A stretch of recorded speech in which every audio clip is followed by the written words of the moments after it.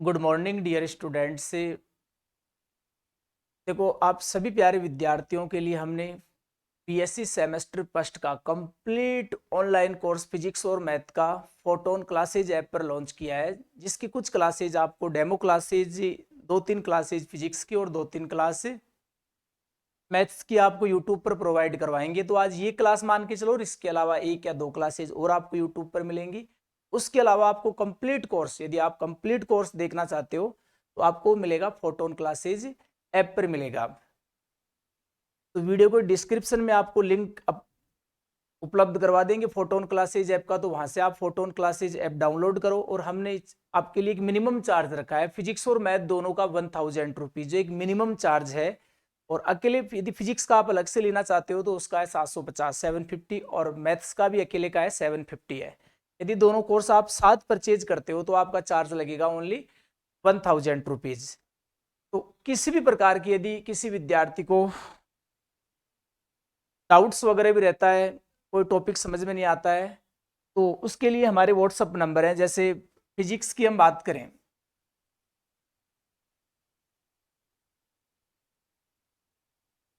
तो जो अपने कमल जी सर हैं फिजिक्स वाले सर, उनके व्हाट्सअप नंबर हैं 8104645662। आप इन नंबर पे कांटेक्ट करके 8104645662 फिजिक्स वाले सर के नंबर हैं। कोई भी फिजिक्स में डाउट्स आता है, जैसे आपने मान लीजिए आज डाउट्स पूछा, तो मान के चलो कि जल्दी से जल्दी हम उनका आंसर देने की कोशिश करेंगे। जैसे हमारे को टाइम मिलेगा आपको वो चीज बता दी जाएगी कि यहाँ कोई भी डाउट्स हो क्वेश्चन से संबंधित तो आप पूछ सकते हो। और मेरे व्हाट्सअप नंबर हैं 9983492507। किसी भी प्रकार का आपको डाउट्स रहता है तो आप इन नंबर पे क्वेश्चन आप मेरे को भेज सकते हो। मैं उसका जल्दी से जल्दी, जैसे मैं क्लासेज वगैरह से फ्री रहूंगा, आपको उसका सॉल्यूशन बता दूंगा। तो डाउट्स वगैरह आपको किसी भी प्रकार का नहीं रहे, यही हमारी सोच है, चाहे फिजिक्स हो चाहे मैथ्स हो। तो आपको जल्दी से जल्दी फोटोन क्लासेज ऐप परचेज करना है और वहां से आपको कंप्लीट कोर्स पढ़ना है। ओके, आज हम मुद्दे की बात करें। पिछली क्लास में हमने ग्राफ का थोड़ा बहुत बेसिक पढ़ाया था, जो आपकी यूनिट नंबर कौन सी है, सेकंड है। आज हम आगे चर्चा करते हैं।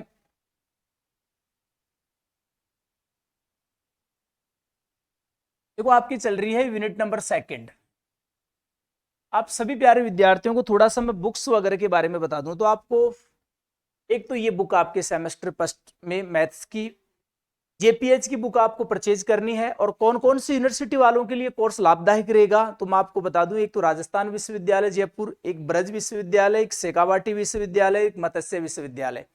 इन सभी यूनिवर्सिटी के लिए कोर्स फायदेमंद है, क्योंकि इन सभी यूनिवर्सिटी का कोर्स क्या है, सेम ही है। तो ये यूनिवर्सिटी वाले कोर्स को आप परचेज कर सकते हो। तो आपके जो जेपीएच की बुक है उसका एक तो चैप्टर नंबर 5 और एक चैप्टर नंबर 11। और एक काम करूंगा, कुछ विद्यार्थी मेरे को पूछ भी रहे थे कि सर अब की बार पेपर कैसे क्या आएगा। अब की बार मिड टर्म एग्जाम भी होंगी आपकी 30 नंबर की मैथ्स की, तो वो चीजें भी आपको मैं जल्दी एक वीडियो बना दूंगा, उसमें मैं समझा दूंगा कि अब की बार, जैसे हम बात करें 2 पार्ट्स में अब की बार पेपर आएगा मैथ्स का, पार्ट ए और पार्ट बी। जैसे पार्ट ए की हम बात करें तो वहां 8 क्वेश्चन आएंगे, प्रत्येक यूनिट से वहां 2 क्वेश्चन आएंगे, और वो 3-3 नंबर के 8 क्वेश्चन आएंगे, वो 3-3 नंबर के होंगे। तो वो कहीं से भी आ सकते हैं। पहले तो हम क्या करते थे, जैसे मान लीजिए कि कोई यूनिट है उसमें 2 चैप्टर हैं, तो हम एक चैप्टर पढ़ लेते थे कि ये यहाँ से क्वेश्चन, नीचे वाला चैप्टर हम नहीं पढ़ते थे कि यहाँ से क्वेश्चन खाएगा अथवा में। हम तो कंप्लीट पढ़ाया करते थे, लेकिन विद्यार्थी सोचते थे कि एक क्वेश्चन, एक चैप्टर पढ़ लिया ना तो ये क्वेश्चन क्या हो गया, कंप्लीट। और बात सही भी थी कि वहां से अपना क्वेश्चन क्या हो जाता था, कवर। लेकिन अब जो पार्ट ए का क्वेश्चन है वो कहीं से भी आ सकता है मैथ्स में भी। तो ऐसे नहीं कि आपके जो सिलेबस दे रखा है, जैसे आप बुक्स परचेज करोगे आप जेपीएच की नई वाली, तो इसके फर्स्ट पेज पर कंप्लीट कोर्स आपके दे रखा है, और जल्दी मैं इसका एक वीडियो भी बना दूंगा। वैसे मैं आपको बता दूं, पहले भी चलती थी, आजकल बीएससी सेमेस्टर फर्स्ट में चल रही है बुक, पहले बीएससी फर्स्ट ईयर में बुक चलती थी, उसका ओनली कवर चेंज किया है।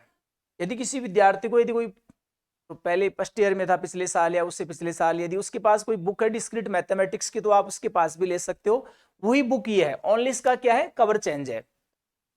समझ गए होंगे आप, ये मत सोचना कि अब की बार तो बुक भी नहीं आई है, वही है। एक इसके अलावा एक बुक और चलेगी आपकी, 3 यूनिट तो कहां से आएंगी, डिस्क्रीट मैथमेटिक्स से, 1 यूनिट कहां से आएगी आपकी, ऑप्टिमाइजेशन टेक्निक्स से आएगी। 2 बुक चलेंगी, 3 यूनिट यहां से, 1 यूनिट कहाँ से? ऑप्टिमाइजेशन टेक्निक से। पहले मैं यूनिट नंबर सेकंड कंप्लीट करवा रहा हूं, जिसमें एक तो चैप्टर नंबर 5 है, 5 कंप्लीट नहीं है, आधा है, और एक चैप्टर नंबर कौन सा है? 11 है। तो अभी हम चैप्टर नंबर कौन सा लेके चल रहे हैं? 5 लेके चल रहे हैं।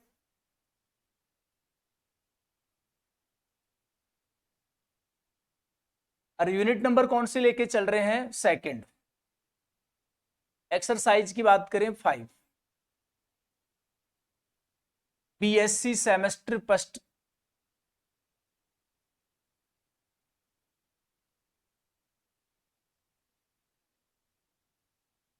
देखो अपने टॉपिक कौन सा चल रहा था? ग्राफ टॉपिक चल रहा था। कौन सा टॉपिक चल रहा था? ग्राफ।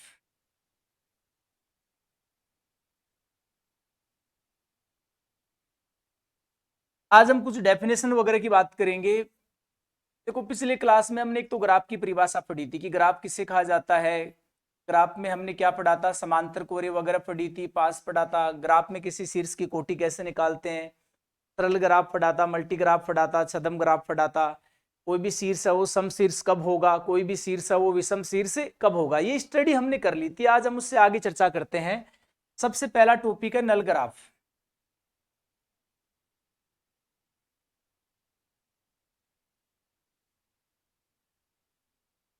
यदि ग्राफ पे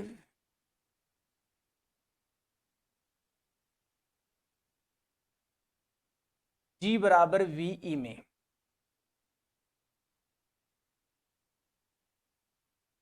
कोई कोर विद्यमान है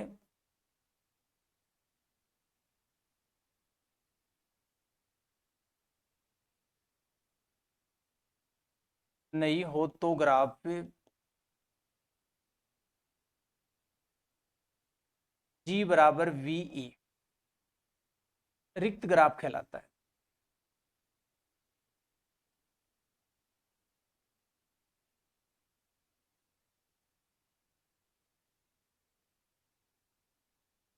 देखो रिक्त ग्राफ क्या होता है? कोई भी ग्राफ है यदि उसमें कोई भी कोर विद्यमान नहीं है तो वो ग्राफ कैसा ग्राफ कहलाएगा?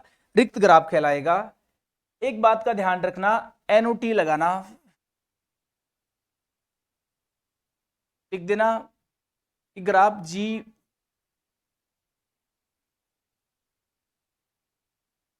ग्राफ में शीर्षों का समुच्चय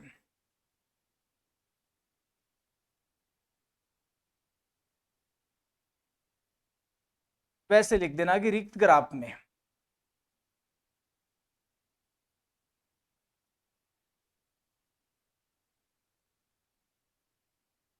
रिक्त ग्राफ में शीर्षों का समुच्चय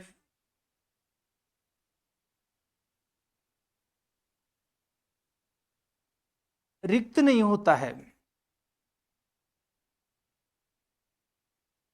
कहने का अर्थ ओनली रिक्त ग्राफ की हम बात करें तो उसमें ओनली कोरे विद्यमान नहीं होती है। मैंने जब ग्राफ की परिभाषा पढ़ाई थी तब भी पढ़ाया था कि ग्राफ यदि आप बना रहे हो तो शीर्ष तो हमेशा आएंगे, यदि क्योंकि आप शीर्ष ही नहीं लेंगे कोरे भी नहीं आएंगे, क्योंकि कोर आने के लिए आपको कम से कम शीर्ष चाहिए। अब शीर्ष ही नहीं है तो हमें पता है कि शीर्ष भी नहीं ले रहे, कोरे भी नहीं ले रहे, तो फिर तो कोई आकृति नहीं बनेगी, ग्राफ ही नहीं बनेगा। रिक्त ग्राफ है तो ग्राफ तो होना ही चाहिए। और ऐसा कोई ग्राफ जिसमें कोई कोर विद्यमान नहीं हो वो ग्राफ कैसा ग्राफ कहलाता है? रिक्त ग्राफ। यदि शीर्ष भी नहीं लेंगे तो फिर कोई आकृति नहीं बनेगी, क्योंकि शीर्ष नहीं लेंगे तो कोरे भी नहीं आएंगी, तो फिर तो खाली सा रह गया, कोई आकृति नहीं बनेगी। तो मैं लिख देता हूं कि रिक्त ग्राफ में शीर्षों का समुच्चय रिक्त नहीं होता। लिख देना क्योंकि, लिख देना यदि शीर्षों का समुच्चय रिक्त हो, शीर्षों का समुच्चय रिक्त हो तो वह एक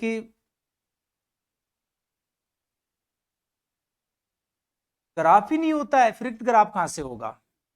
ग्राफ तो हो कम से कम, और ग्राफ होने के लिए हमें पता है शीर्षों का समुच्चय सदैव क्या होता है? अरिक्त होता है। जैसे हम बात करें, हमने कोई ग्राफ बना लिया, ये V1 है, ये V2 है, और ये क्या आपके पास V3 है। जी बराबर क्या है? ये VE। ये कैसा ग्राफ है? ये रिक्त ग्राफ है आपके पास, क्योंकि इसमें कोई भी कोर विद्यमान नहीं है। ग्राफ है तो शीर्ष तो आएंगे, ध्यान रखना। ओके, तो आप वीडियो को रोक के उतार लीजिए।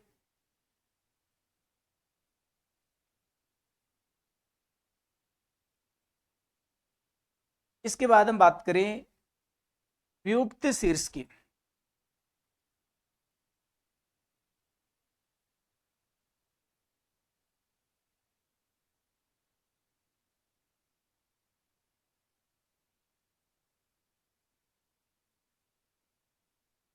Isolated vertex. देखो वियुक्त शीर्ष क्या होता है, अगर आप G बराबर वी ई का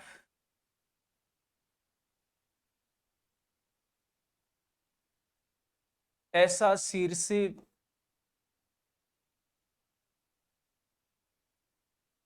जिसकी कोटि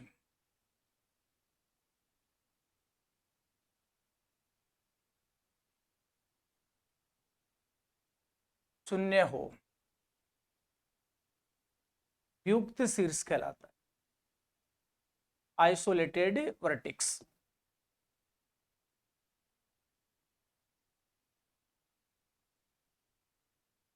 बात समझ में आ गई होगी। अगर आप G बराबर V है, उसका ऐसा शीर्ष जिसकी कोटि शून्य हो वो क्या कहलाता है, युक्त शीर्ष कहलाता है।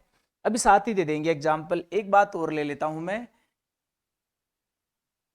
एक निलंबी शीर्ष और ले लेते हैं अपन।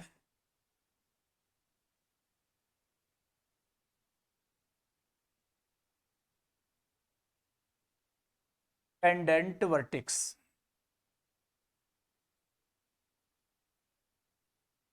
वो क्यों लिख दीजिए लैंग्वेज की, ग्राफ G बराबर VE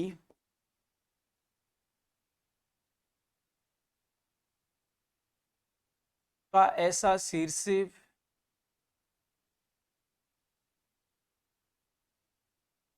ग्राफ G बराबर VE का ऐसा शीर्ष जिसकी कोटि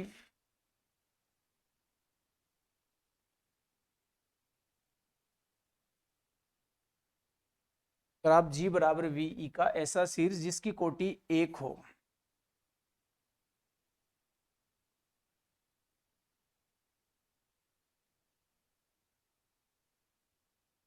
निलंबी शीर्ष कहलाता है।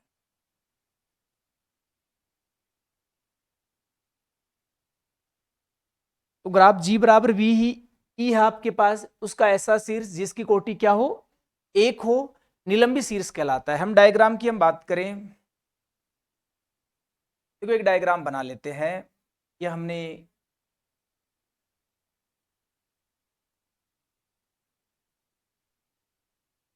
ये V1 है, ये V2 है, ये V3, ये V4 और ये हमने एक और ले लिया V5।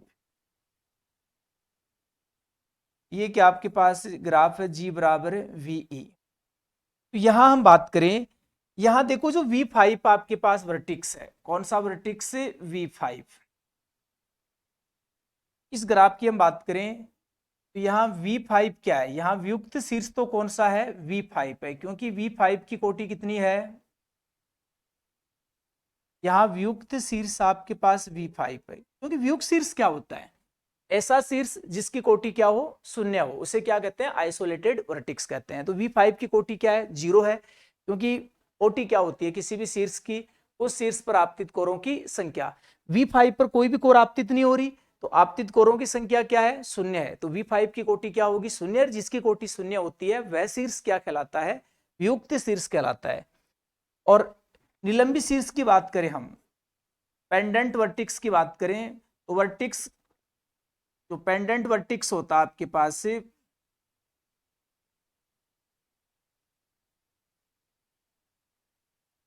वो क्या होता है, ऐसा शीर्ष जिसकी कोटि 1 हो।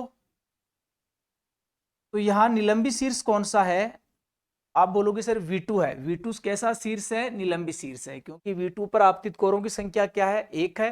तो V2 की कोटि 1 होगी, और जिस शीर्ष की कोटि 1 होती है वह शीर्ष निलंबी शीर्ष कहलाता है। तो यहाँ निलंबी शीर्ष क्या है आपके पास, V2 है।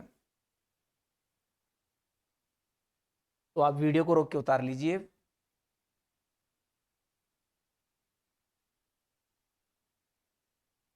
देखो एक बार सभी प्यारे विद्यार्थी बुक्स वगैरह परचेज कर ली होगी, एक बार बुक्स को ओपन कीजिए। देखो हम कहाँ तक पहुंच गए, हमने यहां तक स्टडी कर ली कि वियुक्त शीर्ष, निलंबित शीर्ष, सम शीर्ष और विषम शीर्ष।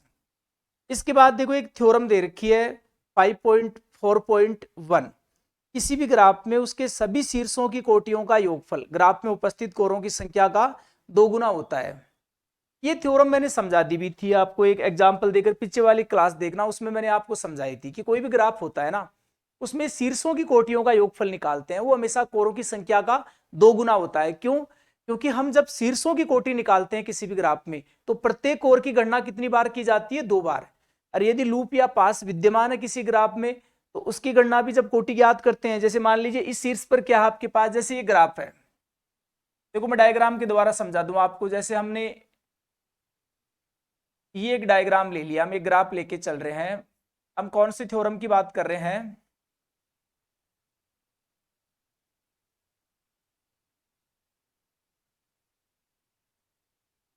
जैसे ये आपके पास शीर्ष क्या है? V1 है, ये V2 है, ये V3 है, ये V4 है और ये V5 आपके पास है।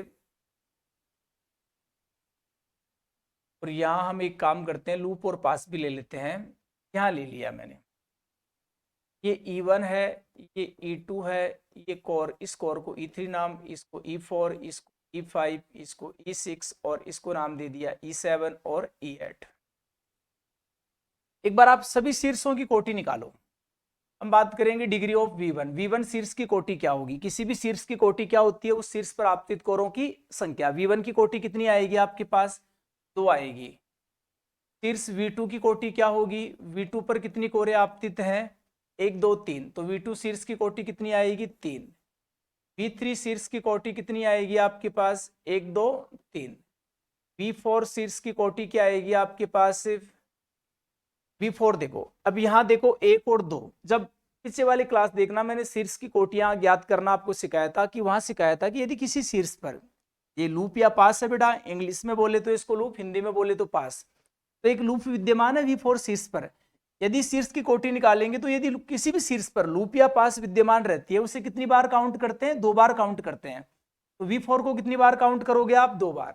2 और 2 4, तो V4 की कोटि कितनी आएगी आपके पास? 4 आएगी आपके पास। लूप या पास है तो उसे 2 बार गिना जाता है, और 2 ये कोरे आपतित हैं, तो V4 शीर्ष की कोटि कितनी होगी? 4 होगी। V5 की हम बात करें तो शीर्ष की कोटि कैसे निकालेंगे? V5 की, V5 पर कितनी कोरे आपतित हैं? 1 2 3 4, तो V5 शीर्ष की कोटि होगी 4। तो यदि हम, जो आपके पास एक ग्राफ है, इसके जो शीर्ष है उनकी कोटियां निकाली हैं, यदि उनका क्या करते हैं? योगफल करते हैं। योगफल करेंगे तो कितना आएगा? 3 2 5 3 8 4 12 4 16। वो हमेशा क्या होता है? कोरों की संख्या का 2 गुना होता है। देखो कोरे कितनी है? 8 है। शीर्षों की कोटियों का योगफल कितना आ रहा है? 16। तो कहने का अर्थ हम बात करें कि V belongs two degree of V equal क्या आता है? 2E आता है, जहां E क्या है? जो ग्राफ आपके पास सिर्फ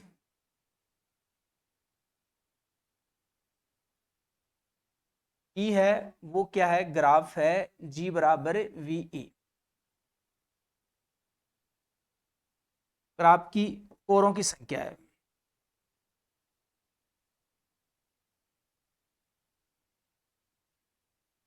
तो आप समझ गए होंगे। कहने का अर्थ हम यहाँ कैपिटल V क्या होता है? ग्राफ G के शीर्षों का समुच्चय। कहने का अर्थ स्मॉल v का मान कहाँ से लेना है? कैपिटल V से। जैसे ग्राफ G है तो स्मॉल v का मान क्या क्या आएगा? एक बार स्मॉल v का मान V1 आएगा, तो डिग्री ऑफ V1, फिर समेशन का अर्थ प्लस, फिर स्मॉल v का मान और क्या आएगा? ग्राफ G के शीर्ष देखते जाओ, V2 आएगा, फिर समेशन का अर्थ प्लस, फिर degree of V3 plus degree of V4 plus degree of V5। Summation को ऐसे लिखोगे आप, और वो हमेशा क्या आएगा? 2E के बराबर आता है, कोरों की संख्या के 2 गुने के बराबर आता है। जैसे यहाँ E का मान क्या है? E क्या होता है? कोरों की संख्या। जैसे यहाँ कितनी कोरे हैं? 8 कोरे हैं टोटल। लूप और पास भी एक कोर होती है, तो 8 कोरे हैं, तो E का मान कितना आएगा? 8। तो 8 इंटू 2 16 ही तो आ रहा है यहाँ शीर्षों की कोटियों का योगफल। तो ये याद रखना, यदि एग्जाम में आ जाता है कि सिद्ध कीजिए कि किसी ग्राफ में शीर्षों की कोटियों का योगफल कोरों की संख्या का 2 गुना होता है, तो आपको क्या लिखना है? लिख देना, चूंकि हम जानते हैं कि किसी भी ग्राफ में जब शीर्षों की कोटियां ज्ञात करते हैं तो प्रत्येक कोर की गणना 2 बार की जाती है। जैसे जैसे स्मॉल इवन कोर है तो एक बार तो जब आप V1 की कोटि निकालेंगे तब भी इवन कोर को काउंट करेंगे, और जब V2 शीर्ष की कोटि निकालेंगे तब भी किसको काउंट करोगे, कितनी कोरे का आपतित है, तो इवन कोर भी देखोगे आप V2 पर आपतित है तो लिख देना। चूंकि हम जानते हैं कि किसी भी ग्राफ में जब शीर्षों की कोटियां ज्ञात करते हैं तो प्रत्येक कोर की गणना 2 बार की जाती है, और यदि ग्राफ में लूप या पास विद्यमान है तो जब शीर्षों की कोटियां ज्ञात करते हैं तो उसकी गणना भी 2 बार की जाती है। अर्थात किसी ग्राफ में शीर्षों की कोटियों का योगफल कोरों की संख्या का 2 गुना होता है, और ये लास्ट में लिख देना। वैसे पूछता नहीं, ये काफी छोटी थ्योरम है, 2 लाइन की है ना, लिख देना आप। अब की बार हम बात करेंगे इंपोर्टेंट थ्योरम की। देखो वेरी वेरी इंपोर्टेंट है कि थ्योरम नंबर आपके जेपीएच की बुक है उसका चैप्टर कौन सा लेके चल रहा हूं मैं, 5 लेके चल रहा हूं, ध्यान रखना। और उसकी कौन सी थ्योरम सॉल्व करवा रहा हूं अब की बार में, 5.4.2। देखो जो आपके सेमेस्टर फर्स्ट है ना इसमें थ्योरी ज्यादा है, करीब करीब थ्योरी है। सेकंड सेमेस्टर रहेगा उसमें थ्योरी नहीं है आपके, उसमें क्वेश्चन वगैरह इंटीग्रल है, डिफरेंशिएशन है, लेकिन जो सेमेस्टर फर्स्ट है ना इसमें थ्योरी है। आप ये मत सोचना सर थ्योरी थ्योरी है ही थ्योरी अपने सिलेबस में, तो वही पढ़ानी पड़ेगी हमारे को भी। ओके तो एक बार स्टेटमेंट लिख देता हूं, थ्योरम 5.4.2 क्या है, ग्राफ जी, ग्राफ जी में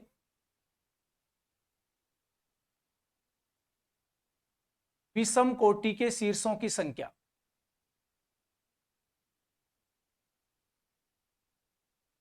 ग्राफ जी में विषम कोटि के शीर्षों की संख्या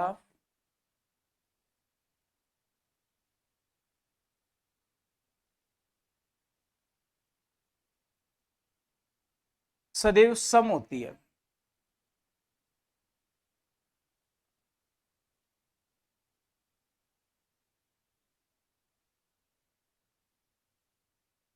बात को समझिए, आपके पास कोई भी ग्राफ है ना उसमें विषम कोटि के शीर्षों की संख्या, जैसे यहां हम बात करें कौन कौन से शीर्ष विषम कोटि के हैं, तो आप बोलोगे सर एक तो V2 शीर्ष है ना वो विषम कोटि का शीर्ष है, क्योंकि V2 शीर्ष की कोटि कितनी है, 3 है। और एक V3 शीर्ष है वो भी कैसा है, विषम कोटि का है, क्योंकि V3 की कोटि भी कितनी है, 3 है। तो कोई भी ग्राफ देख लेना आप, कितनी कोशिश कर लेना, चाहे सरल ग्राफ बनाना, चाहे मल्टी ग्राफ बनाना, छद्म ग्राफ बनाना, कैसा ही ग्राफ बना लेना, लेकिन आप कितनी कोशिश कर लेना, हमेशा या तो कोई ग्राफ है उसमें विषम कोटि का कोई शीर्ष होगा ही नहीं, सभी शीर्षों की कोटि ऐसे आएगी 2 4 6 सम आएगी, तो विषम कोटि के शीर्षों की संख्या 0 हो जाएगी फिर, और 0 भी एक सम संख्या होती है। या किसी ग्राफ में विषम कोटि के शीर्ष होंगे ना तो या तो सम हमेशा सम संख्या में होते हैं, कि कहने का अर्थ किसी ग्राफ में विषम कोटि के शीर्ष या तो 2 होंगे या 4 होंगे या 6 होंगे। कभी भी आप ऐसा ग्राफ नहीं बना सकते कि जिसमें विषम कोटि के कितने शीर्ष आ जाएं, 3 आ जाएं, 1 आ जाए, 5 आ जाए। जैसे हम यही देख लो, आप ग्राफ देखो, आप यहां विषम कोटि के कितने शीर्ष हैं, 2 हैं, तो विषम कोटि के शीर्षों की संख्या 2 आ रही है, तो सम ही है। तो आप कोशिश करके देखना, हमेशा किसी भी ग्राफ में विषम कोटि के शीर्षों की संख्या सदैव क्या होती है, सम होती है। ये तो अपने को बेसिक नॉलेज हो गया, हम कोशिश कर करके देख लेंगे, हाँ सर आप सही बोल रहे हो, हमने खूब कोशिश की, या तो ग्राफ में विषम कोटि का कोई शीर्ष आया नहीं, आए तो हमने देखा कि सर 2 आए या 4 आए या 6 आए या 8 आए विषम कोटि के शीर्ष, वो हमेशा सम संख्या में आ रहे थे। लेकिन एग्जाम की बात करें तो वहां तो अपने को लिखना पड़ेगा, नॉलेज कितना है वो भी अच्छी बात है, लेकिन उसके साथ साथ अपने को लिखना भी आना चाहिए। तो ये एग्जाम में थ्योरम आती है तो आप इसकी लैंग्वेज कैसे लिख के आओगे एग्जाम में, वो देखो।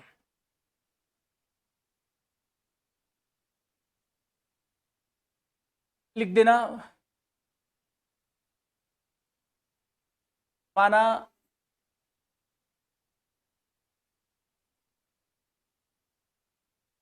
ग्राफ G बराबर VE में, माना ग्राफ G बराबर VE में हमने कोरों की संख्या कितनी मान ली,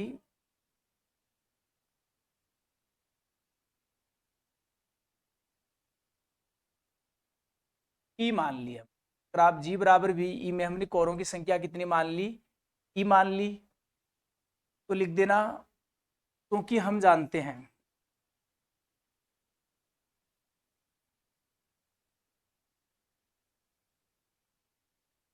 है कि किसी ग्राफ पे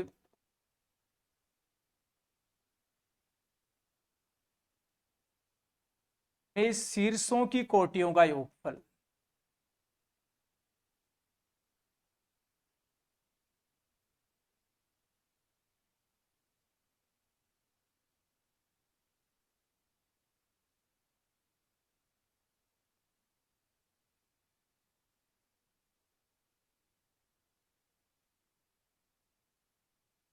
कोरों की संख्या का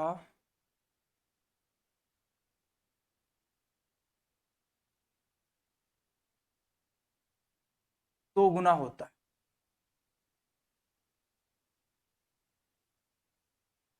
देखो हमने, देखो यहाँ जैसे आप मानोगे सर शीर्ष भी मान लो ना, कोई महत्व नहीं है मानने से, क्यों अभी आप समझ जाओगे। माना ग्राफ जी बराबर वी ई में हमने कोरों की संख्या कितनी मान ली, ई मान ली, और हम जानते हैं कि किसी भी ग्राफ में शीर्षों की कोटियों का योगफल हमेशा कोरों की संख्या का क्या होता है, दो गुना होता है। तो यहां से v belongs to capital V, और डिग्री ऑफ v कितना आएगा आपके पास से 2e आएगा आपके पास। इसको दे देना इक्वेशन नंबर फर्स्ट। देखो यहाँ जो स्मॉल v कहां से लेके चल रहे हैं, यहाँ जो ग्राफ जी है उसके शीर्षों का समुच्चय जो कैपिटल V है वहां से ले रहे हैं।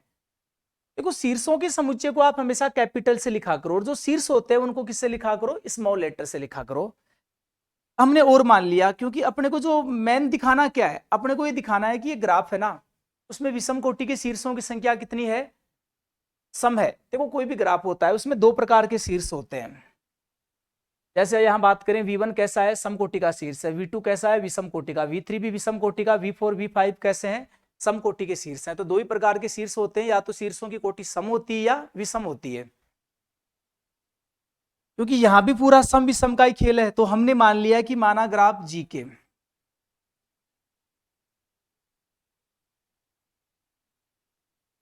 सम तथा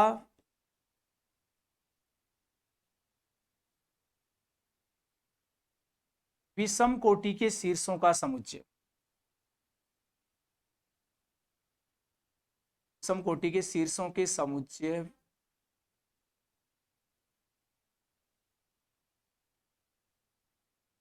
हमने मान लिया क्रम से V1। देखो समुच्चय की बात कर रहे हैं तो कैपिटल लेटर से लिखना, V1 तथा क्या है, V2 है।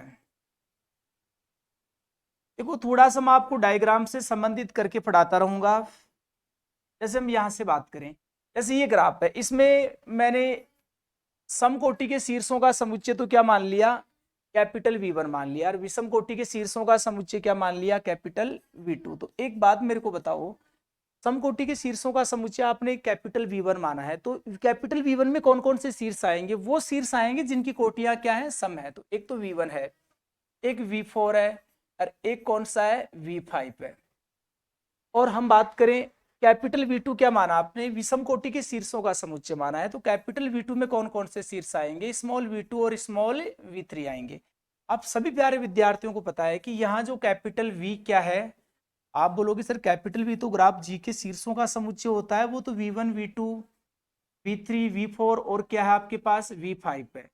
तो आप समझ गए होंगे, यदि मैं V1 और V2 का यूनियन लेता हूं तो वो किसके बराबर आएगा, V1 और V2 का यदि आप यूनियन लेते हैं तो वो किसके बराबर आएगा, कंप्लीट V के बराबर ही आएगा। क्योंकि V1 V2 का यूनियन लेंगे तो क्या आएगा, small V1 small V2 small V3 small V4 small V5।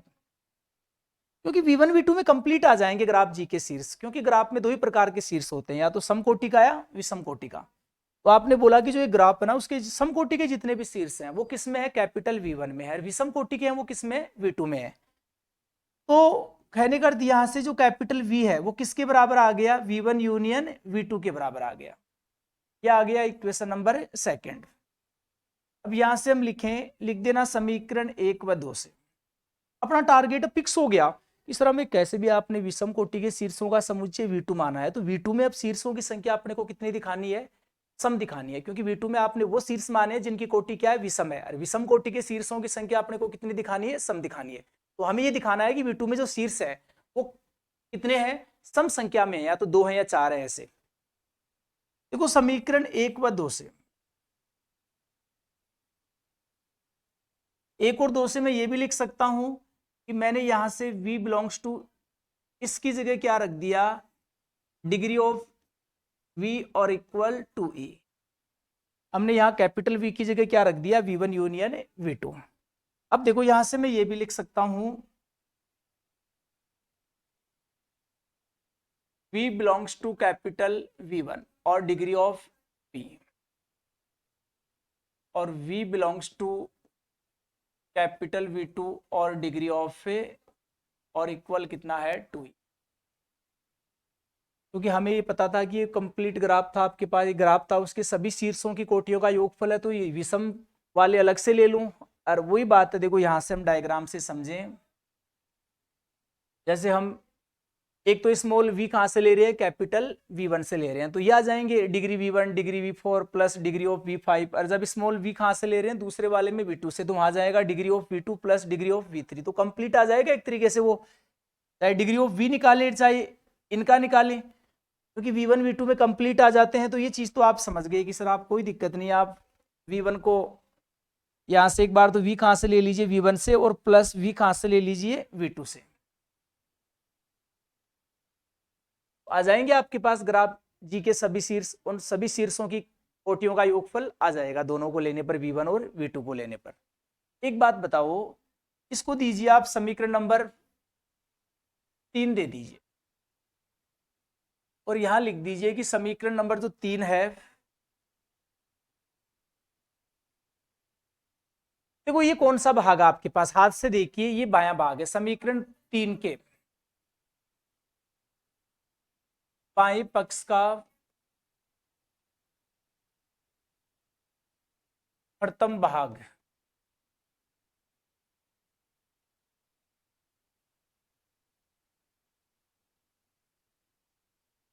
एक सम संख्या है।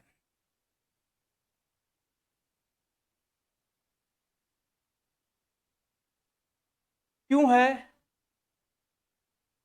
क्योंकि हमें पता है कि सर V1 में वो शीर्ष है जिनकी कोटियां क्या है, सम है। जैसे इस कैपिटल V1 में कोई भी शीर्ष है, जैसे कैपिटल V1 में V2 है, तो यहां से डिग्री ऑफ V2 निकालेंगे तो उसका मान क्या आएगा, सम आएगा। तो ऐसे सम वो कोटि वाले शीर्ष है, उनको कितनी बार जोड़े मान सम ही आएगा। तो ये हमें पता है एक सम संख्या है। तो यहां से हम बात करें ये कैसा मान है, इसकी जगह मैं लिख सकता हूं सम संख्या। ये अपने पास V belongs to capital V2 degree of V और इक्वल टू ई। आप ये मत बोल देना कि सर ये मान विषम है, नहीं, क्योंकि V2 में कैसे शीर्ष हैं, V2 में विषम कोटि वाले शीर्ष हैं। और मान लीजिए V2 में 3 शीर्ष हैं, और विषम संख्या को 3 बार जोड़ते हैं तो क्या आता है, विषम ही आता है। मान लीजिए V2 में 4 शीर्ष हैं, हमें पता है V2 में जो भी शीर्ष है उनकी कोटि विषम है। अब विषम संख्या को 4 बार जोड़ते हैं तो सम, ये मान सम भी हो सकता है, विषम भी हो सकता है, हमें नहीं पता। लेकिन इस मान का हमें पता है कि जो कैपिटल V1 है उसमें सभी शीर्ष कैसे हैं, सम कोटि के हैं, और सम संख्या को कितनी बार जोड़े, सम ही मान आएगा। तो इनका मान हमें पता है, सम आएगा, इसके मान का हमें पता नहीं, तो इसके बारे में कुछ मत लिखना। यहां से हम सॉल्व करें, V belongs to capital V2 degree of V, और यहां से क्या आएगा 2e, और सम संख्या को इधर लेके आएंगे तो क्या होगा, माइनस सम संख्या। अब सभी विद्यार्थी जानते हैं कि ई क्या है, कोरों की संख्या है। या तो ई का मान 0 होगा, कोई रिक्त ग्राफ होगा तो उसमें कोरों की संख्या 0 होती है, तो 2e का मान कितना होगा, 0। या ई का मान, कोरों की संख्या ऐसे होगी 1 2 3 4, तो हमेशा हमें पता है कि सर 2e का मान कैसा होगा, सम संख्या होगा। और हम ये भी जानते हैं कि सम संख्या में सम संख्या घटाते हैं तो वैल्यू क्या आती है, सम संख्या आती है। डिग्री ऑफ V, और यहां से कितना आ गया आपके पास से सम संख्या।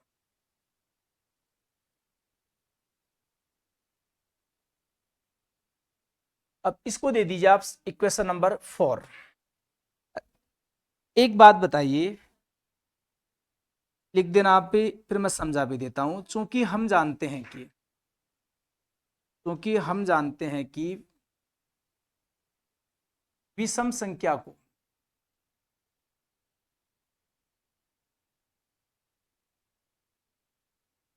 सम बार जोड़ने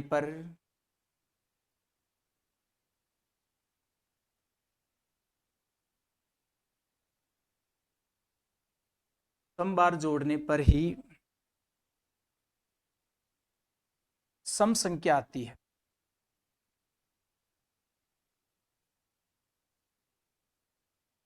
अतः V2 में शीर्षों की संख्या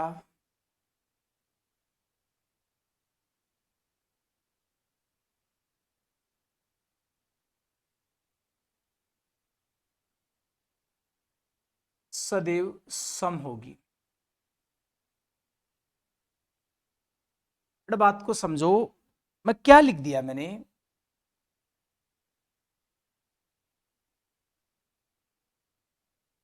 देखो यहां से समझो बेटा, V2 में कैसे शीर्ष है? V2 में वो शीर्ष है जिनकी कोटियां कैसी हैं? विषम है। V2 में वो शीर्ष हैं जिनकी कोटियां क्या है? विषम है। जैसे मान लीजिए V2 में ये है बेटा, V2 में मान लीजिए V1 और V5 है, तो हमें पता है कि सर स्मॉल v का मान क्या क्या होगा? V2 से ले रहे हैं तो V2 में क्या है? एक तो V1 है, एक तो निकलेगा डिग्री ऑफ V1, एक स्मॉल v का मान V2 से आप क्या ले सकते हो? Degree of V5। और हमें यह भी पता है कि V2 में जो शीर्ष हैं वो कैसे हैं? विषम कोटि के हैं। जैसे मान लीजिए V1 शीर्ष की कोटि 3 आ गई और इसकी कोटि 4 आ गई, तो देखो मान कैसा आ गया? सम आ गया। मान लीजिए V2 में कितने शीर्ष आ गए? 3 शीर्ष आ गए, एक और आ गया V6 और आ गया, तो यहां से मैं क्या लिखूंगा? स्मॉल v का मान V2 से लेना है, तो डिग्री ऑफ क्या आ गया? V6 आ गया। अब डिग्री ऑफ V6 का मान कुछ भी है मान लीजिए, लेकिन हमें इतना पता है कि V2 में है तो जो मान आएगा वो विषम आएगा आपके पास, क्योंकि V2 में विषम कोटि वाले शीर्ष से मान 1 आ गया, तो देखो 9 आ गया। बेटा एक बात याद रखना कि V2 में जो शीर्ष है वो विषम कोटि के हैं, तो कहने का अर्थ कुछ भी जो भी मान आएगा, जैसे V2 से हम कोई भी शीर्ष लेंगे और उस शीर्ष की कोटि निकालेंगे तो विषम संख्या आएगी। और विषम संख्या, मान लीजिए आपके पास 3 विषम संख्याएं हैं, तो उनको जोड़ने पर क्योंकि मान क्या आना चाहिए? सम आना चाहिए, कि इसका मान क्या आना चाहिए? सम आना चाहिए।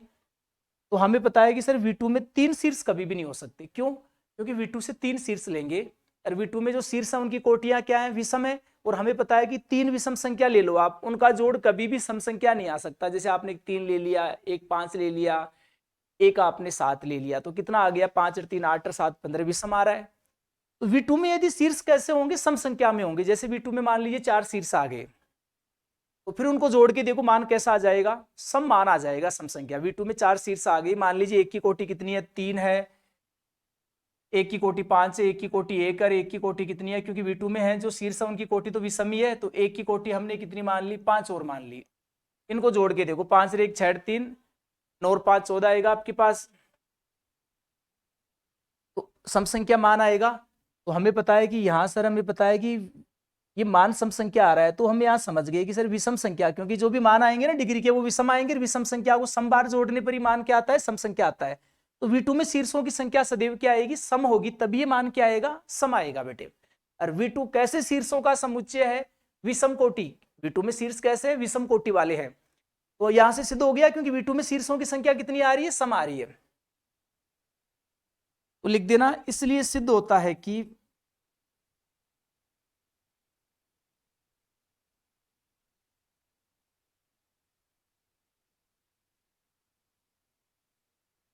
किसी ग्राफ में विषम कोटि के शीर्षों की संख्या, किसी ग्राफ में विषम कोटि के शीर्षों की संख्या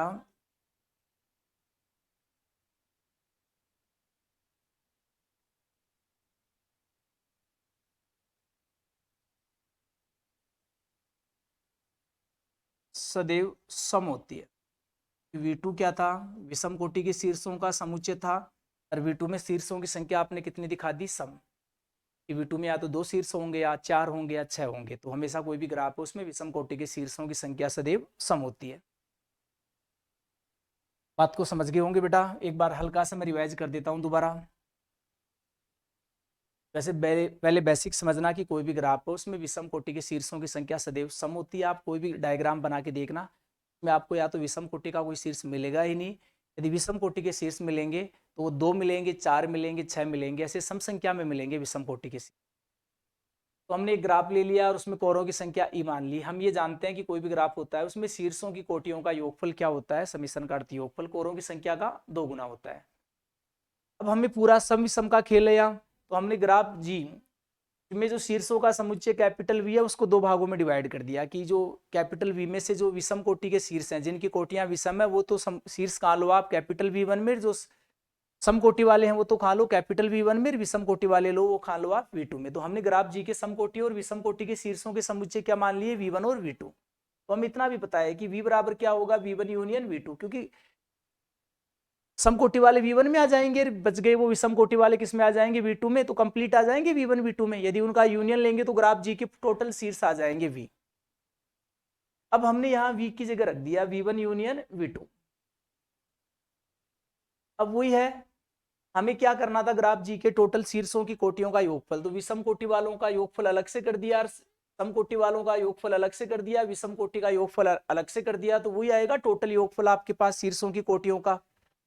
इसको हमें पता है कि ग्राफ जो आपके पास V1 है, V1 में कैसे शीर्ष है, V1 में शीर्ष कैसे हैं, हमें पता है V1 में समकोटि वाले शीर्ष हैं, तो हमें पता है सर कितने शीर्ष हैं, चाहे V1 में चाहे 4 हो चाहे 5 हो। यदि सम संख्या को हमें पता है जोड़ते हैं, सम संख्या को कितनी बार जोड़े सम संख्या ही मान आएगा, तो हमें यहाँ से पता चल गया कि सर ये मान सम संख्या होगा। इधर लेके आएंगे 2e माइनस क्या आएगा, सम संख्या, सम संख्या में सम संख्या, क्योंकि 2e भी सम संख्या है, सम संख्या आएगा बेटा।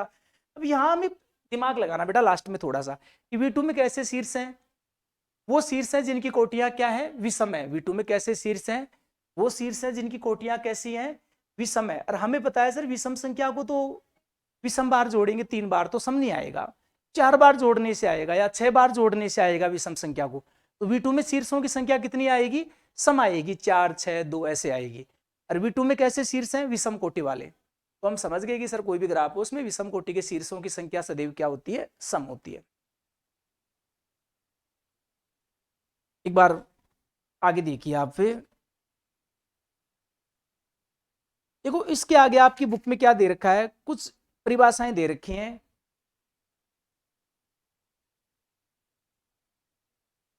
आपके दे रखा है दिष्ट ग्राफ, डायरेक्टेड ग्राफ दे रखा आपके,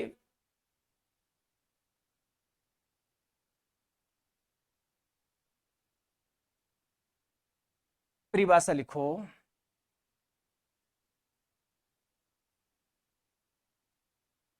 माना V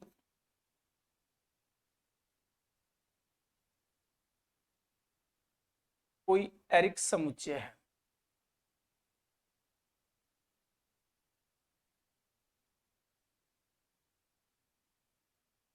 तथा E V के कर्मित युग्मों का समुच्चय है। देखो हमने एक ग्राफ पढ़ा था, सिंपल ग्राफ, उसको अदिष्ट ग्राफ भी बोलते हैं, उसमें डायरेक्शन का महत्व नहीं था। इससे पहले अदिष्ट ग्राफ की स्टडी कर रहे थे, तो वहां जो आप ले रहे थे वो ई क्या ले रहे थे, वहां वी के अकर्मित युग्मों का समुच्चय। इष्ट ग्राफ में होता है ना जो कैपिटल ई, वो वी के क्या होता है, कर्मित युग्मों का समुच्चय होता है। यहाँ क्रम का महत्व होता है, अभी समझा देंगे। ई वी के कर्मित युग्मों का समुच्चय है। तब संरचना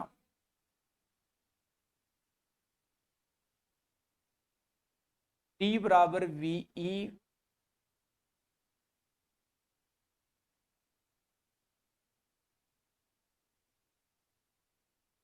इष्ट ग्राफ कहलाती है।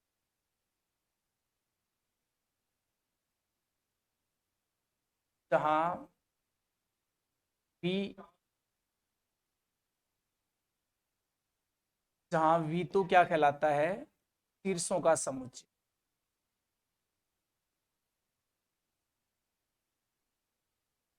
एवं ई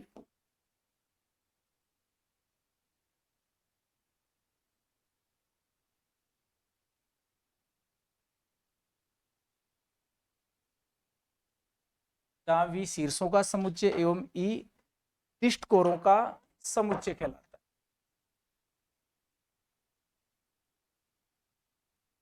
देखो हमने एक डायग्राम बना लिया, लो ये V1 है, ये V2 है, ये V3 है, ये V4 है, और ये क्या आपके पास से V5 है। देखो यहाँ डायरेक्शन का महत्व होता है, ध्यान रखना, और वही बात है, जैसे इसको E1 नाम दे दिया, इसको E2, इसको E3, इसको E4 और इसको E5। जैसे ग्राफ को G से लिखते हैं, वैसे ही दिष्ट ग्राफ को किससे लिखते हैं, D से लिखते हैं। जैसे E1 कोर है, यहाँ E1 है ना, उसको आप क्या लिखोगे, देखो E1 कोर है, वो प्रारंभ कहां से हो रही है, V2 से, और समाप्त कहां हो रही है, V1 पर, तो ऐसे लिखेंगे। वो कर्मित युग्मों का समुच्चय होता है ना, वो यही होता है कि आप जैसे वहां तो E1 था, उसको V1 V2 भी लिख सकते थे, V2 V1 भी है दिष्ट ग्राफ में, लेकिन यहाँ डायरेक्शन का महत्व है, जो E1 कोर है वो प्रारंभ कहां से हो रही है, V2 से, समाप्त कहां हो रही है, V1 पर। जैसे आप E2 कोर को यहाँ क्या लिख सकते हो, आप पे V4 से V1, E3 कोर है उसको आप क्या लिख सकते हो यहां से V2 से V3, और जो आपके पास E4 कोर है आपके पास उसको क्या लिख सकते हो आप V3 से V4। E4 कोर है V3 से V4। E5 जो कोर है आपके पास उसको आप क्या लिख सकते हो V3 से V5 आपके पास। ध्यान रखना आप पे डिस्ट ग्राफ में कुछ नहीं है, ओनली एक ही चीज है, इसमें डायरेक्शन और आ जाएगा। डिस्ट ग्राफ को किससे लिखना है, डी से लिखना है। जैसे यहाँ ये निशान देख लेना, जिसकी तरफ मुंह बंद होना उधर जा रही है वो, जैसे प्रारंभ कहां से हो रही है E1 को और V2 से, समाप्त कहां होगी V1 पे होगी। तो एक बार उतार लीजिए, एक नॉर्मल सी बात है।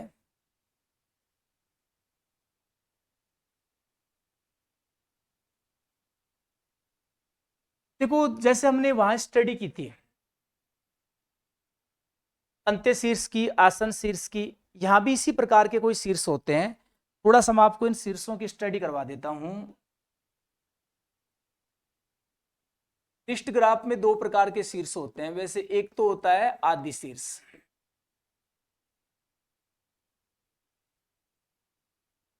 लिख देना ग्राफ किस कौन से आदि शीर्ष और अंत शीर्ष है वो कौन से ग्राफ में होते हैं, डिस्ट ग्राफ में होते हैं, ध्यान रखना। तो आप लिख देना कि डिस्ट ग्राफ पे डी बराबर वी ई का, या इसको और भी आप इजी बनाना चाहो वैसे लिख देना डिस्ट ग्राफ पे डी बराबर वी ई में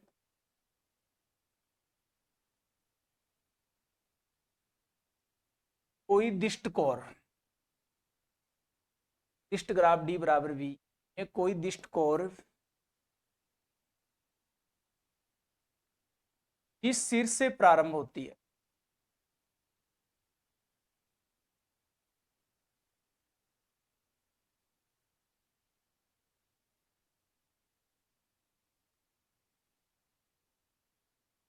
वह शीर्ष उस कोर का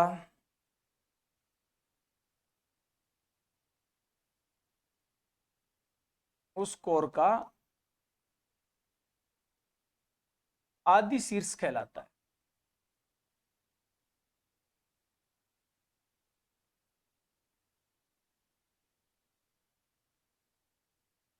डिस्ट ग्राफ डी बराबर वी में कोई डिस्ट कोर है वो जिस शीर्ष से प्रारंभ होती है वह शीर्ष उस कोर का क्या कहलाता है, आदि शीर्ष कहलाता है। मैं यहीं से समझा देता हूं। जैसे E1 कोर है तो E1 कोर है वो कौन से शीर्ष से प्रारंभ हो रही है आपके पास, आप बोलोगे सर V2 कोर से, V2 शीर्ष से प्रारंभ हो रही है E1 डिस्ट कोर। तो जो E1 कोर है उसका आदि शीर्ष क्या है, V2 है, ध्यान रखना। जैसे आपसे पूछे कि E3 कोर का आदि शीर्ष भी क्या है, V2 है। E2 कोर का आदि शीर्ष का है, तो कोई भी कोर है ना डिस्ट कोर जिस शीर्ष से प्रारंभ होती है वह शीर्ष उस कोर का क्या कहलाता है, आदि शीर्ष कहलाता है। जैसे E4 कोर का आदि शीर्ष क्या है, V3 है। E5 का भी क्या है, V3 है। E2 कोर का आदि शीर्ष क्या है, V4 है। तो बात समझ में आ गई होगी। एक होता है देखो अंतस्थ,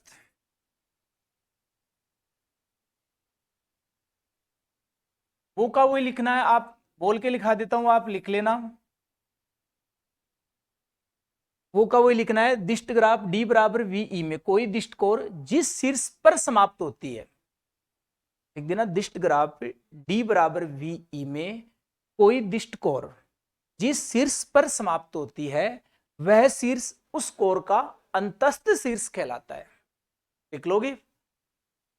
अब इस डायग्राम में देखो, जैसे ये कोर है वो कौन से शीर्ष पर समाप्त होगी, E1 कोर। आप बोलोगे सर E1 कोर तो V1 शीर्ष पर समाप्त होगी, तो E1 कोर का अंतस्थ शीर्ष क्या है, स्मॉल V1 है। जैसे E2 कोर का अंतस्थ शीर्ष क्या है, स्मॉल V1 है।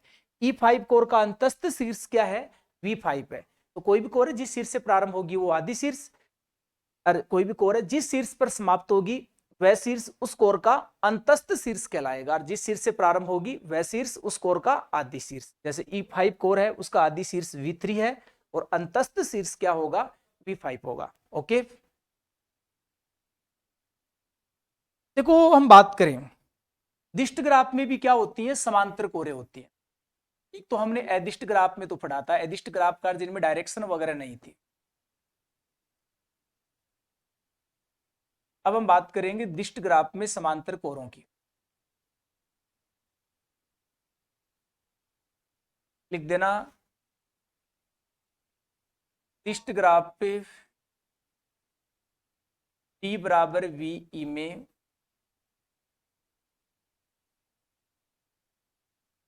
यदि एक से अधिक कोरों, एक से अधिक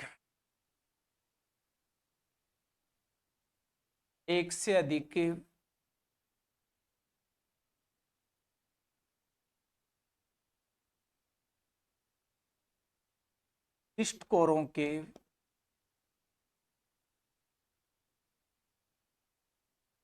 आदि शीर्ष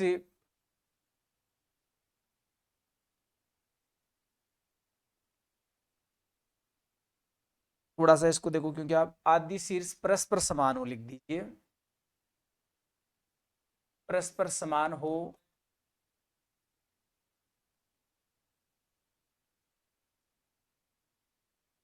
एवं अंतःशीर्ष भी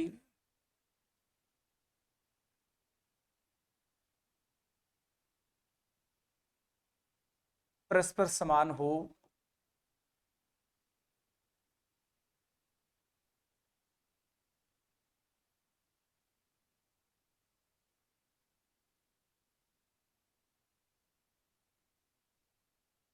तो वे समांतर कोरे कहलाती हैं।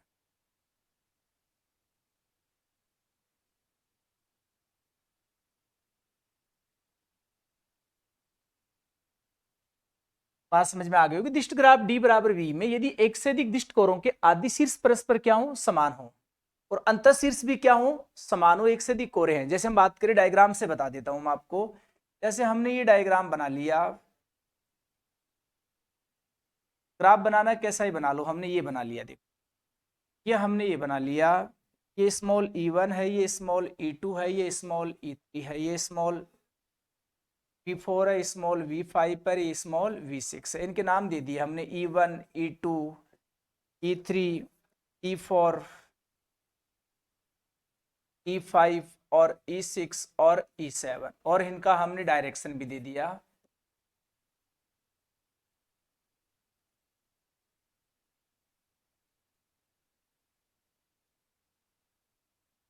e1, e2, e3, e4, e5, e6, e7, e8। यहां देखो हम बात करें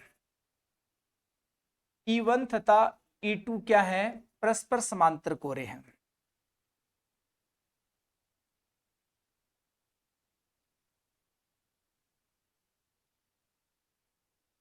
ध्यान रखना, देखो E5 और E8 है वो परस्पर समांतर कोरे नहीं है आपके पास। क्यों?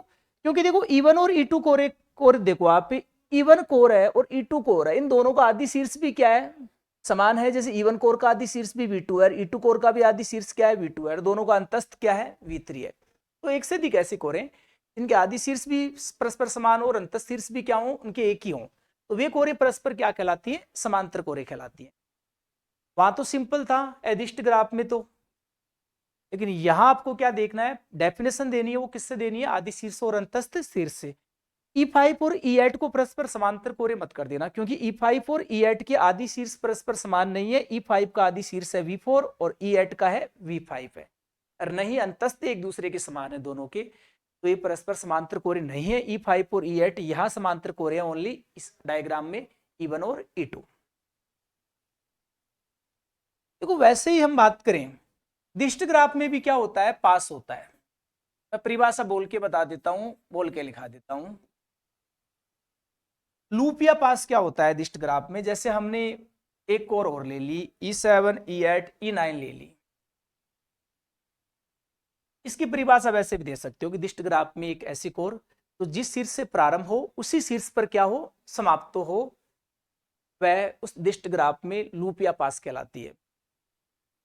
या दिष्ट ग्राफ लिखना चाहो आप परिभाषा को तो आप लिख लीजिए, लूप या पास की परिभाषा पहले लिखिए पास, फिर इंग्लिश में लिखिए LWP और आगे लिखिए दिष्ट ग्राफ डी बराबर वी में एक ऐसी कोर जिसका आदि शीर्ष तथा अंतस्थ शीर्ष दोनों एक ही हों, लूप या पास कहलाती है।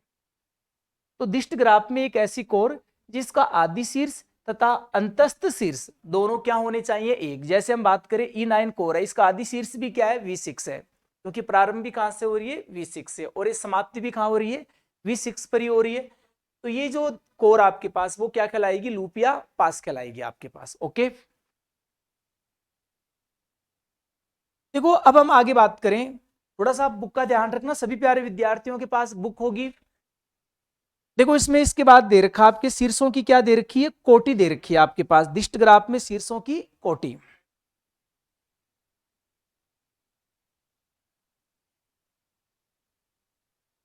एक बार देख लेता हूं, वीडियो ज्यादा लेंथी तो नहीं बना।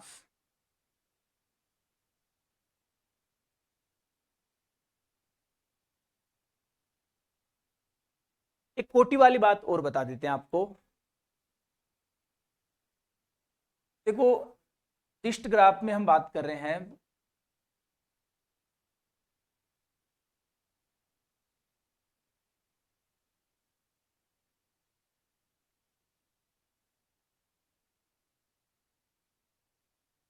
दिष्ट ग्राफ में शीर्ष की कोटि,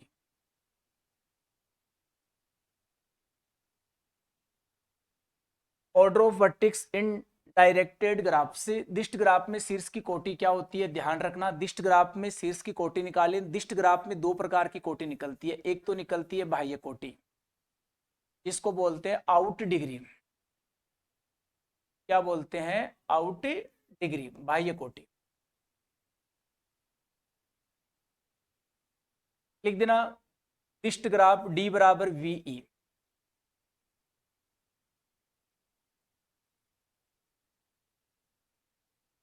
डी बराबर वी में किसी शीर्ष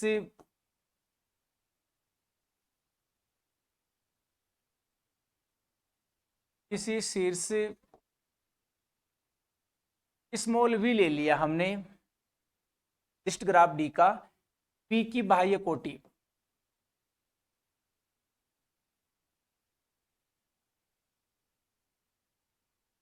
उन सभी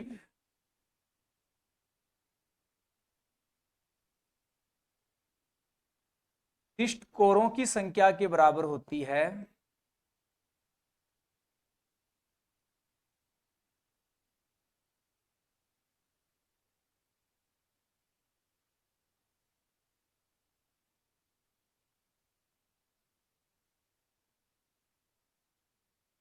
जिनका आदि शीर्ष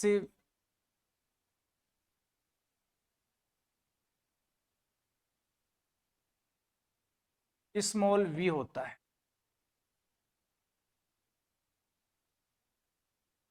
वो भी लिख देना, शीर्ष वी की बाह्य कोटि को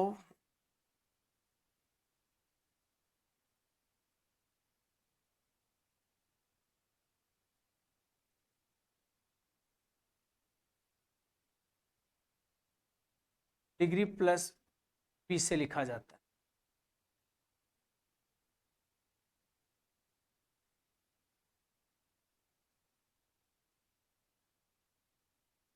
शीर्ष स्मॉल वी की बाह्य कोटि को डिग्री ऑफ प्लस वी से लिखा जाता है।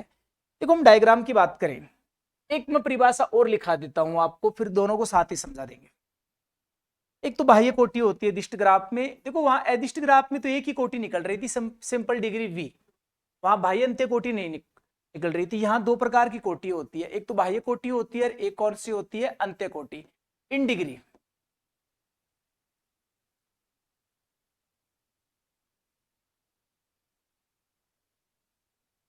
परिभाषा वही लिख देंगे दिष्ट ग्राफ पे।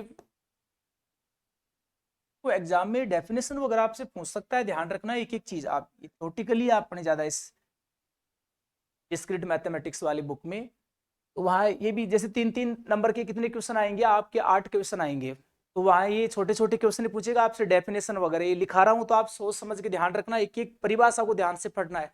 जो मैं आपको मैटर कराऊंगा, पहली बात तो मैं कंप्लीट कराऊंगा, अच्छे तरीके से कराऊंगा जैसा मैं पढ़ा रहा हूं आपको, और कंप्लीट मैटर होगा। और आपको इसी प्रकार इनके क्या बनाने हैं, नोट्स बनाने हैं। ये मत देखना कि सर ये क्या पूछेगा, अब पूछे हुए हैं सब कुछ है ही, थ्योरी परिभाषा वगैरह ही पूछेगा आपसे। उस आगे थ्योरम्स भी हैं, वो भी करवाएंगे, या तो थ्योरम्स पूछेगा या डेफिनेशन वगैरह पूछेगा आपसे, और कोई मैटर ही नहीं है। तो वही बात करें दिष्ट ग्राफ पे, डी बराबर वीई के किसी शीर्ष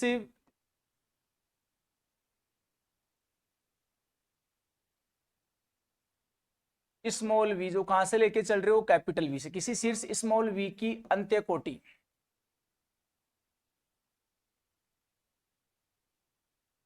अंत्य कोटि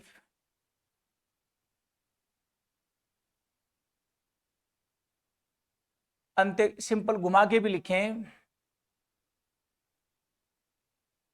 कोई लिख दीजिए, उन सभी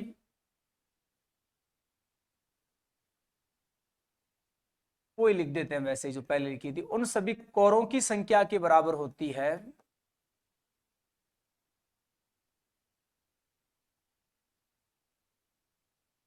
उन सभी कोरों की संख्या के बराबर होती है जिनका अंतस्थ शीर्ष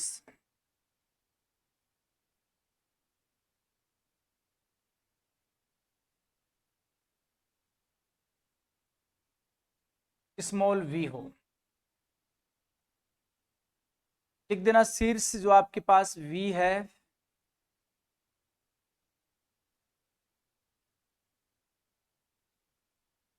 इसके अंत्य कोटि को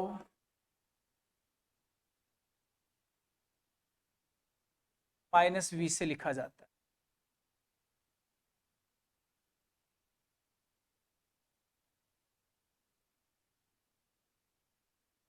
इस शीर्ष स्मॉल वी के अंत्य कोटि को किससे लिखा जाता है, डिग्री माइनस वी से लिखा जाता है, ध्यान रखना। अब देखो एक डायग्राम ले लेते हैं, डायग्राम में आपको समझा देते हैं कंप्लीट। जैसे मैंने एक डायग्राम ले लिया, लो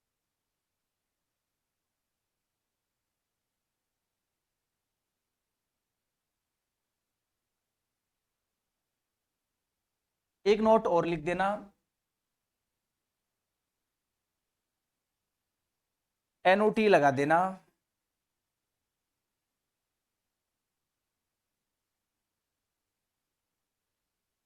लिख देना पास को एक बार,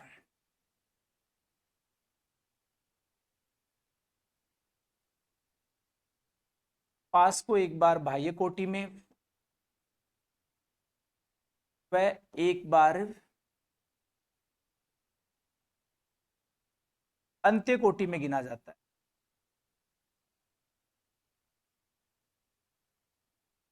आपके पास कोई भी ग्राफ उसमें लूप या पास भी विद्यमान है तो उसे एक बार बाह्य कोटि में, एक बार किस में गिनेंगे, अंत्य कोटि में गिना जाता है, भी समझा देंगे आपको। जैसे हमने डायग्राम बना लिया, ये V1 है, ये V2 है, ये V3 है, ये V4 है, ये V5, ये हमने ले लिया V6। और भी बना लीजिए, लूप या पास भी बना लीजिए आप, हमने एक लूप और पास भी बना ली। लो ये देखो, अब हमने इनको नाम दे दिया E1, E2, E3, E4, E5, 6, E7, E8।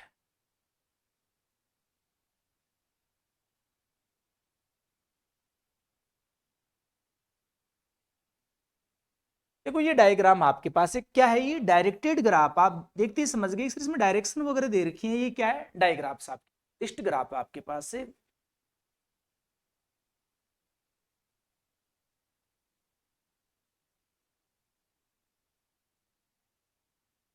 अब देखो यहाँ आप सबसे पहले हम बात करेंगे शीर्षों की, क्या निकालेंगे, बाह्य कोटि निकालेंगे। जैसे हमने शीर्ष V1 की क्या निकाली, बाह्य कोटि। सिंपल सी बात, आपको सिंपल भाषा में समझा दूं, V1 से कितनी कोरें जा रही हैं, उन कोरों की संख्या क्या होगी, शीर्ष V1 की क्या होगी, बाह्य कोटि। तो आप देखोगे सर शीर्ष V1 से एक ही कोर जा रही है, तो शीर्ष V1 की बाह्य कोटि क्या होगी, एक। शीर्ष V2 की बाह्य कोटि क्या होगी, शीर्ष V2 से कितनी कोरें जा रही हैं, तो आप देखोगे सर शीर्ष V2 से कोई भी एक कोर जा रही है, E2 जा रही है, तो शीर्ष V2 की बाह्य कोटि भी क्या होगी, एक। शीर्ष V3 की बाह्य कोटि क्या होगी, आप बोलोगे सर V3 की बाह्य कोटि निकालेंगे तो ये भी एक आएगी आपके पास, एक की आ रही है। V4 की बाह्य कोटि कितनी आएगी बताओ? आप बोलोगे सर V4 से एक तो ये कोर भी जा रही है, ये कोर भी जा रही है, और एक हमें पता है सर लूप और पास है जो है आपके पास, ये भी जा भी रही है। देखो लूप और पास क्योंकि प्रारंभ भी यहीं से होती है और समाप्ति भी यहीं होती है, तो यहाँ से जा रही है तो एक बार इसे किस में गिनेंगे? बाह्य कोटि में। एक बार यहीं पर समाप्त हो रही है तो एक बार इसे किस में गिनेंगे? अंत्य कोटि में। यही मैंने लिखाया था पीछे। तो V4 से सर 3, और ये नहीं जा रही है तो समाप्त हो रही है, अपन कैसे देख रहे हैं? V4 से एक तो कौन सी कोर जा रही है? E6, और एक कौन सी कोर जा रही है? E7। तो V4 की बाह्य कोटि होगी 2।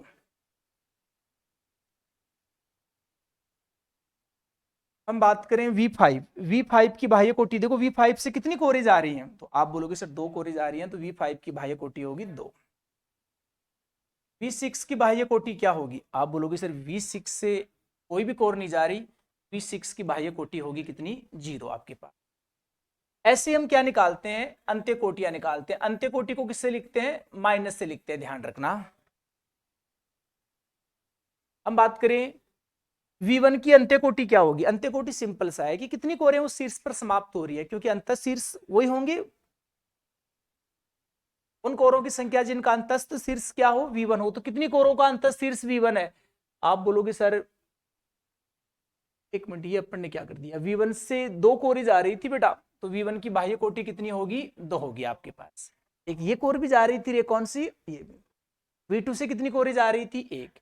V3 से 1 जा रही थी बेटा। V4 से एक ये, एक ये, 2 कोरें जा रही थी। V5 से 2 कोरें, ठीक है। V6 से कोई कोर नहीं, ओके बेटा। V1 की अंत्य कोटि क्या होगी? उन सभी कोरों की संख्या होती है जो समाप्त कहां हो रही है? V1 पे हो रही है। V1 पे कितनी कोरें समाप्त हो रही है? आप बोलोगे सर एक ही कोर समाप्त हो रही है, E2। कहने का अर्थ उन कोरों की संख्या जिनका अंतःस्थ शीर्ष क्या है? V1 है, उन कोरों की संख्या क्या होगी? V1 की अंत्य कोटि होगी। तो हमें पता है सर एक कोरी है जिसका अंतःस्थ शीर्ष क्या है? V1 है। तो V1 पर समाप्त, सिंपल सी बात है कि V1 पे कितनी कोरें समाप्त हो रही है? अंतःस्थ शीर्ष, वही मीनिंग निकलता है। V1 पे एक ही कोर समाप्त हो रही है, तो V1 की अंत्य कोटि कितनी होगी? 1। देखो जा कितनी कोरी रहे हैं, तो वो उन कोरों की संख्या तो होती है वो शीर्ष की बाह्य कोटि, और उस शीर्ष पर समाप्त कितनी कोरें हो रही है, उन कोरों की संख्या क्या होती है आपके पास? उस शीर्ष की अंत्य कोटि होती है। तो V2 की अंत्य कोटि क्या होगी? सर V2 पर समाप्त होने वाली कोरों की संख्या 1 और 2। V3 की अंत्य कोटि क्या होगी आप बताइए? सर V3 पर समाप्त होने वाली कोरों की संख्या, एक कोर समाप्त हो रही है, तो V3 की अंत्य कोटि। V4 की अंत्य कोटि क्या होगी? V4 पर कितनी कोरें समाप्त हो रही हैं? आप बोलोगे सर एक तो ये कोर समाप्त हो रही है, लूप और पास भी समाप्त तो यहीं पे हो रही है ना, 2 कोरें समाप्त हो रही है। 4 की अंत्य कोटि 2। V5 की बाह्य कोटि तो 2 होगी थी, बाह्य कोटि क्या होती है? जाने वाली कोरों की संख्या, लेकिन V5 की अंत्य कोटि क्या होगी? 0 होगी। अंत्य कोटि क्या होती है? उस शीर्ष पर समाप्त होने वाली कोरों की संख्या। V6 की हम बात करें, V6 की अंत्य कोटि क्या होगी? V6 पर कितनी कोरें समाप्त हो रही है? तो आप बोलोगे सर E1 भी यहीं पर समाप्त हो रही है, E4 भी यहीं, तो V6 है उसकी अंत्य कोटि क्या आएगी? 2।